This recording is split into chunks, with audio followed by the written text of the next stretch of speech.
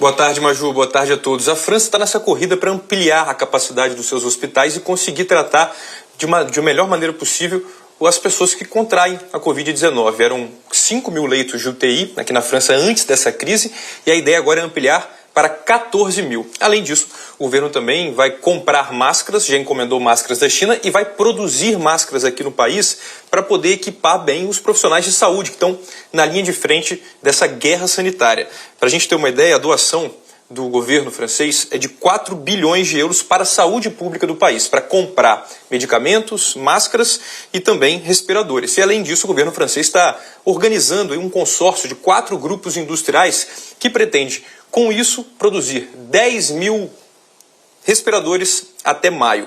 Além disso, como a gente viu agora há pouco, o aeroporto de Orly está fechado. Aos poucos a cidade vai diminuindo muito o seu ritmo. Estamos na 3ª semana de confinamento, mas os números ainda são altos.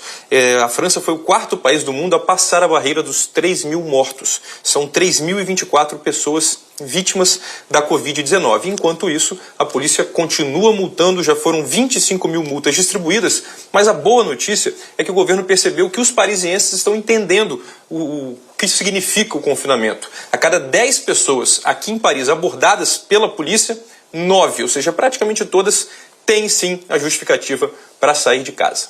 Maju? Que bom, Rafael. Obrigada. Até mais. E olha, 837 pessoas morreram na Itália nas últimas 24 horas por causa do novo coronavírus. Até agora, 12.428 pessoas morreram no país por causa da doença. Os casos confirmados da Covid-19 chegaram a 105.792, um aumento de pouco mais de 4 mil casos de ontem para hoje. E a pandemia de Covid-19 continua preocupando a Ásia. Mesmo com resultados positivos em países como a China, o perigo ainda não está totalmente isolado, não, no continente. O diretor regional para a Ásia e Pacífico da OMS disse hoje que a pandemia na região não vai se enfraquecer se as cadeias de transmissão não forem interrompidas. O japonês Takeshi Kasai lembrou que as ações de isolamento são importantes, porque não há nesse momento medicamentos comprovadamente eficazes ou perspectiva de vacina a curto prazo. É uma lembrança a todos os países da região de que não adianta comemorar vitórias e se descuidar da prevenção. A China, que vem registrando curva descendente, é um exemplo. Hoje, as autoridades chinesas divulgaram 48 novos casos, todos importados, e incluíram no boletim diário 44 novos casos suspeitos da doença. A partir de amanhã, casos assintomáticos passarão a ser reportados, o que deve mudar as estatísticas. Há mais de 1.500 pacientes em observação. Na cidade de origem da pandemia, Wuhan, lojas e restaurantes começam a ser reabertos, mas o movimento ainda é fraco. Já a Índia convive com o aumento diário de notificações da Covid. Mais de 1.200 infectados e 32 mortos. Muitos contágios estão relacionados a eventos religiosos. Há mais de 300 casos suspeitos e 24 confirmados entre fiéis que se reuniram em uma mesquita da capital, Nova Delhi. Aqui no Japão, as medidas de prevenção e combate ao novo coronavírus estão criando um ambiente politicamente tenso, opondo o gabinete do primeiro-ministro a parlamentares e governadores.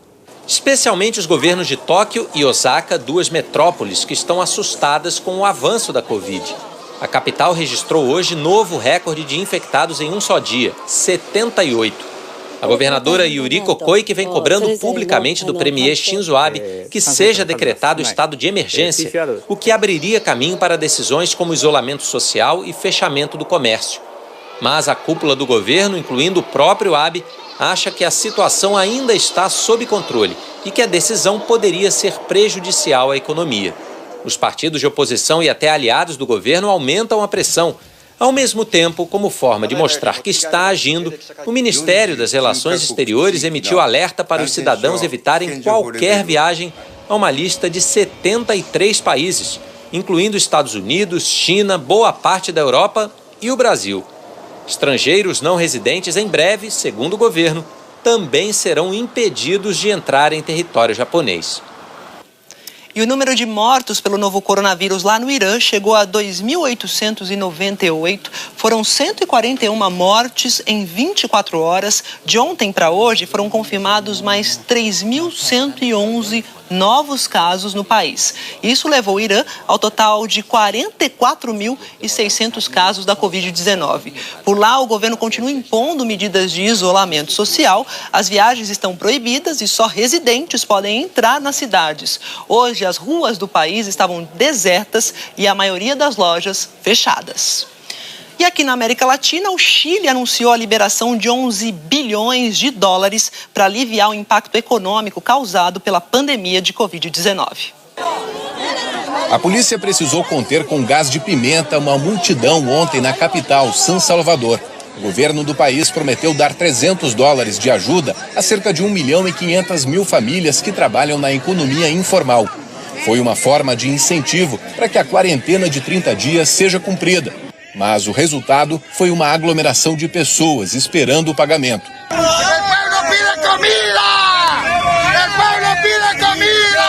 O presidente do Chile, Sebastián Piñera, também anunciou medidas de estímulo à economia. Elas vão favorecer famílias pobres e micro, pequenas e médias empresas.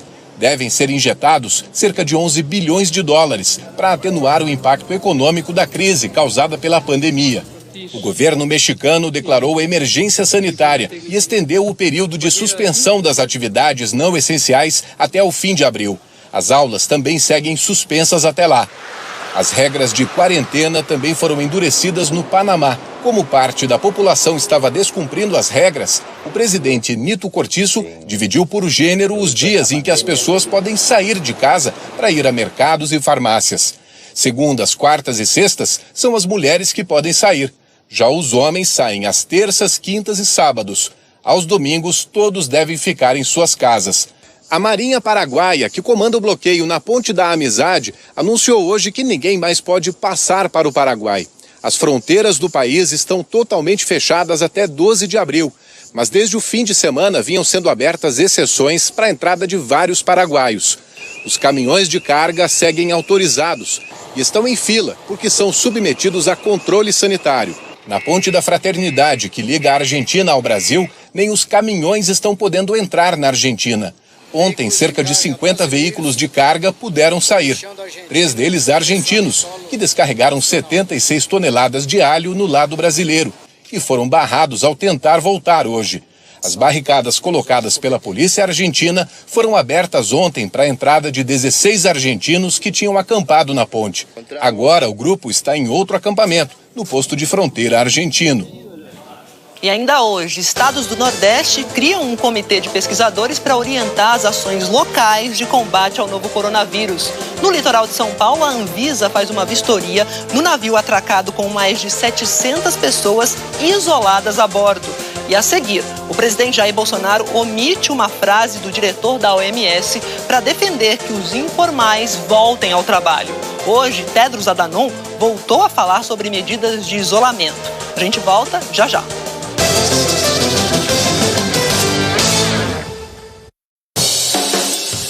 Ed Murphy quer ser promovido e vai descobrir o segredo do sucesso com a própria filha e suas amigas imaginárias. Te dizem coisas sobre as empresas. Uhum. Eu quero que pergunte a elas sobre umas outras empresas. Acha que vão responder? Você pode perguntar. Vai ser divertido. Imagine só. As ações subiram 18%. Hoje, na sessão da tarde. Azia, queimação, má digestão, Gastrol forma uma camada protetora que fica mais tempo no estômago. E contra refluxo ou gases, Gastrol TC. Se é gastro, é Gastrol. As Olimpíadas foram adiadas. Porque agora é hora do mundo formar uma única equipe e disputar uma prova ainda mais importante. O novo coronavírus é um adversário que não conhece fronteiras, bandeiras, nem se importa com o número de medalhas que você tem no peito. Será uma prova de resistência. Vamos nos inspirar em nossos atletas, despertando o melhor de nós.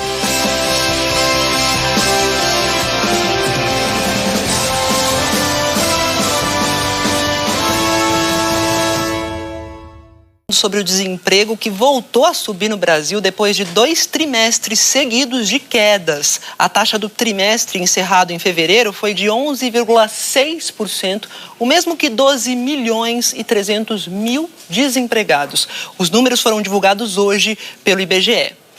E as contas do setor público, que inclui aí governo federal, estados, municípios e empresas estatais, tiveram um déficit no mês passado de quase 21 bilhões de reais. Isso ocorre quando as despesas do setor público superam as receitas com impostos e contribuições. O resultado foi o pior para o mês de fevereiro desde 2017 e esse resultado não reflete ainda as medidas econômicas anunciadas para o combate à pandemia do novo coronavírus, que começaram a ser autorizadas agora em março. A gente fala sobre uma agora há pouco com o ministro da Cidadania, o Onyx Lorenzoni.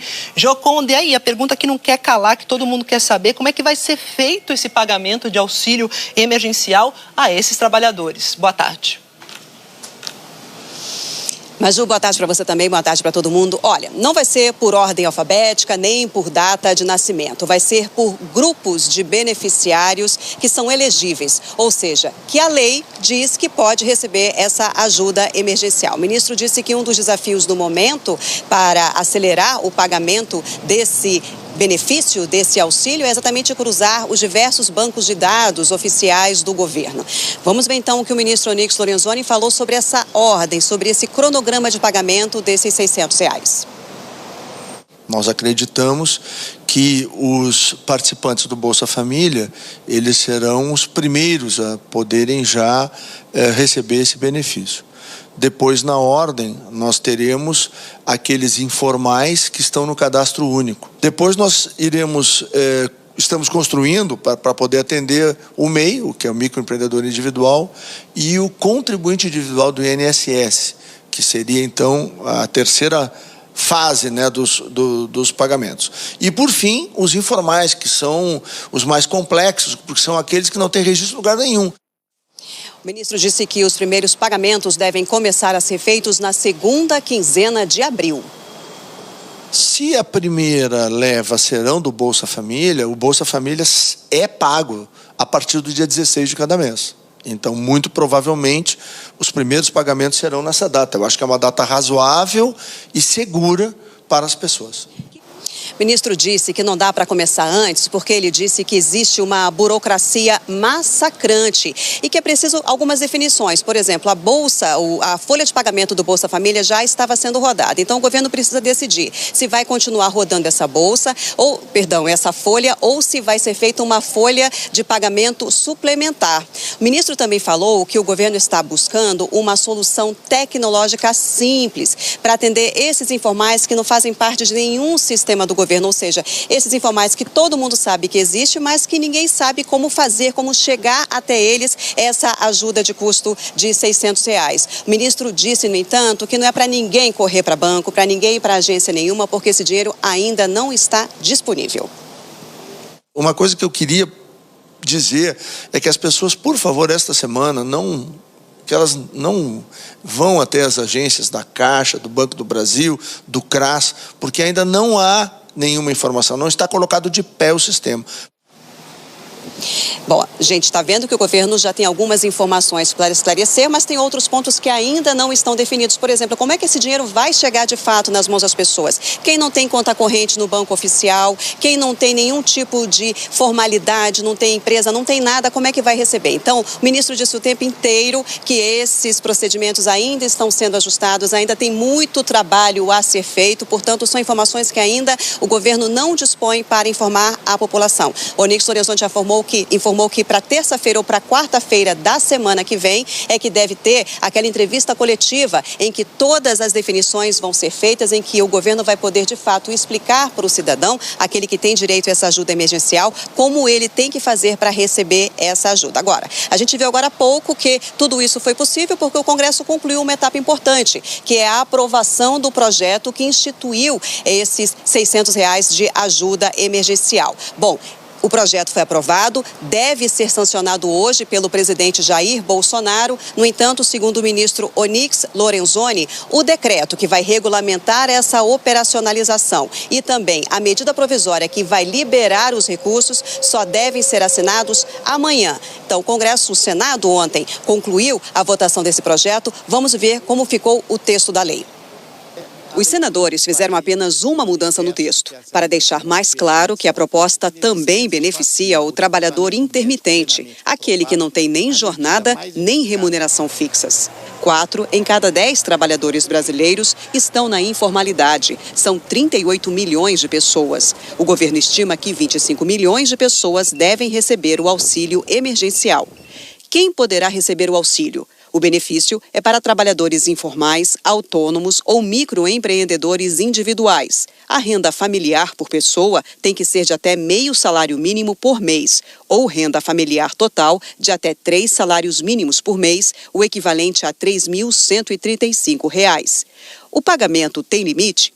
Sim, o auxílio de R$ 600 será limitado a 2 pessoas da mesma família, desde que maiores de 18 anos. Já a mãe que for sozinha, chefe de família, receberá R$ 1.200. Por quanto tempo o governo vai pagar o auxílio? A ajuda emergencial será paga por 3 meses. Vai ser preciso comprovar renda para receber o dinheiro?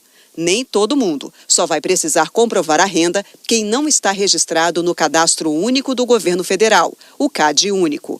Como o trabalhador vai comprovar a renda? Ele vai ter que entrar na internet e preencher uma autodeclaração de renda. O formulário ainda não está pronto. O Ministério da Cidadania está coordenando o pagamento e vai fiscalizar para evitar fraudes. Quem não pode receber o auxílio emergencial? Não tem direito ao auxílio quem recebe benefício previdenciário ou assistencial, como aposentadoria, pensão, auxílio-doença, seguro-desemprego ou participa de algum programa federal de transferência de renda. Quem recebe o Bolsa Família pode receber o auxílio emergencial? Sim, quando a troca for mais vantajosa para a pessoa, o auxílio emergencial vai substituir o Bolsa Família automaticamente. O projeto também permite que o INSS antecipe o pagamento de R$ 600 por mês para deficientes físicos que estão na fila esperando para receber o BPC, o benefício de prestação continuada de 1 salário mínimo. O texto prevê ainda a possibilidade de adiantamento do auxílio-doença para quem também está aguardando na fila. Nesse caso, o pagamento será de 1 salário mínimo. E os especialistas que a nossa equipe ouviu dizem que, diante desse cenário de crise econômica, o importante agora é buscar formas rápidas dessa ajuda chegar às pessoas. Vou aproveitar ainda a Gioconda por aqui para dar mais explicações para a gente. Gioconda, seguinte, a Caixa Econômica Federal suspendeu a exigência do empregador recolher o FGTS dos funcionários durante 3 meses. Conta para a gente como isso vai funcionar. É isso, Maju, está publicado hoje, né, no Diário Oficial. Bom, é uma suspensão temporária. O empregador não vai precisar fazer o recolhimento dos meses de março, abril e maio, medida que faz parte desse pacote de ajuda para as empresas, né, que estão sofrendo, né, com faturamento praticamente nenhum ou então muito baixo por conta da pandemia. Esse pagamento desses 3 meses só vai começar a ser obrigatório a partir de julho e quando começar em julho vai poder ser parcelado em até 6 vezes sem nenhum tipo de multa. Agora, mesmo não pagando nesse momento, o empregador terá que fazer aquela ficha do E-Social, né? Vai ter que entrar no site do E-Social para emitir a guia de recolhimento. Ele pode fazer isso mês a mês ou então esperar. Esperar até quando? Até o dia 20 de junho e fazer todas as guias ao mesmo tempo. Agora, se ele não fizer essa informação, não emitir essa guia até o dia 20 de junho, aí sim ele está passível ao pagamento de multas e também de encargos. Esse adiamento do recolhimento do FGTS vale inclusive para quem tem empregado doméstico. Maju. Obrigada, Gioconda. E o Ministério da Saúde pediu e ganhou um reforço importante nesse combate ao novo coronavírus. A partir de hoje, as ações poderão ter apoio dos agentes da Força Nacional de Segurança. A Flávia Alvarenga tem as informações sobre isso. Flávia, com você, boa tarde. Oi, Maju, boa tarde a todos. Portanto, já está valendo, né? Foi publicado numa edição extra do Diário Oficial de ontem e então os homens da Força Nacional já podem ser requisitados. Ainda não tem uma estimativa de quantos serão necessários. Como você disse, foi um pedido feito pelo Ministério da Saúde e, portanto, todas as ações vão ser coordenadas, vão ser decididas em conjunto. Ministério da Justiça e Segurança Pública com o Ministério da Saúde, sempre em coordenação com os estados, que vão dizer se precisam e onde precisam. E a maior preocupação é garantir a segurança na distribuição, por exemplo, de equipamentos, de remédios, aqueles equipamentos de segurança para uso dos profissionais, alimentos, para que tudo isso chegue no destino com segurança, sem nenhum problema. Os homens da Força Nacional, eles são usados para garantir a ordem pública, a segurança e fazem parte da força policiais militares, civis e bombeiros. Vamos ver a reportagem. O ministro da Justiça e Segurança Pública, Sérgio Moro, publicou cedo a decisão em uma rede social. Ele disse que autorizou o emprego da Força Nacional em todo o território brasileiro em apoio às ações do Ministério da Saúde contra o coronavírus, em coordenação com estados e municípios. Os militares da Força Nacional poderão atuar até o dia 28 de maio, nas seguintes atividades: ajudar os profissionais de saúde para que eles possam atender com segurança, reforçar as medidas policiais para garantir o funcionamento das UPAs, centros de saúde e hospitais, vão dar apoio à distribuição de produtos médicos, farmacêuticos, de higiene e alimentos, atuar no policiamento e guarda ostensiva para evitar saques e vandalismo. Também poderão aplicar medidas coercitivas para quem descumprir isolamento e se recusar a fazer exames. O ministro Sérgio Moro também vem alertando para a importância de seguir as orientações técnicas do Ministério da Saúde durante a pandemia do novo coronavírus. No dia 21 de março, numa rede social, ele disse que a segurança pública não pode parar, mas muita gente pode. Quem puder, fique em casa. Ontem, Sérgio Moro fez outro alerta sobre os cuidados que os brasileiros devem tomar. Prudência no momento é fundamental. O ministro fazia referência a um artigo do ministro do Supremo Tribunal Federal, Luiz Fux, publicado no jornal O Globo. O ministro Fux escreveu que, se exige do homem médio ouvir e respeitar a ciência, com mais razão, assim devem proceder os magistrados. O ministro do Supremo, Luiz Fux, fez mais uma manifestação ontem sobre a importância de restringir a circulação de pessoas nesse momento, mas de forma a garantir o funcionamento dos serviços essenciais. Em regra, você não vai propiciar uma circulação que possa agravar a pandemia, mas você deve propiciar a mobilidade que vai salvar a população através da entrega de equipamentos, de remédios e de alimentos. O povo brasileiro é um povo religioso, é um povo que gosta de Deus e é um povo que está mostrando a sua disciplina ímpar com esse isolamento que foi recomendado pela parte técnica do governo. Ontem, o ministro da Saúde voltou a defender o isolamento. Mandetta disse que a orientação do ministério será sempre técnica e científica. A partir de agora, a coletiva diária do Ministério da Saúde será sempre no Palácio do Planalto, com a presença de mais ministros. Segundo o governo, é para mostrar integração. Nós estamos mudando a rotina das coletivas, inclusive, particularmente daquela entrega que é feita toda a tarde pelo Ministério da Saúde, porque o problema do coronavírus, a questão do coronavírus, devido à sua complexidade, ela é transversal. Ela abrange não apenas o esforço do Ministério da Saúde, mas também o esforço de todos aqueles que estão, todos os ministérios envolvidos do governo federal. O ministro da Saúde, Luiz Henrique Mandetta, foi questionado se ficaria no cargo. E o ministro da Casa Civil, Braga Neto, se antecipou e respondeu. Não existe essa ideia de demissão do ministro Mandetta. Isso aí está fora de cogitação. O presidente Jair Bolsonaro disse hoje que o diretor da OMS teria dito que os informais têm que trabalhar, usando aí um trecho de um pronunciamento do diretor-geral da entidade, o Tedros Adhanom. Só que tem um porém nessa história. Bolsonaro omitiu o trecho em que o diretor da OMS explica que é preciso que os governos garantam uma assistência aos informais que ficaram sem renda durante o isolamento recomendado pela própria OMS.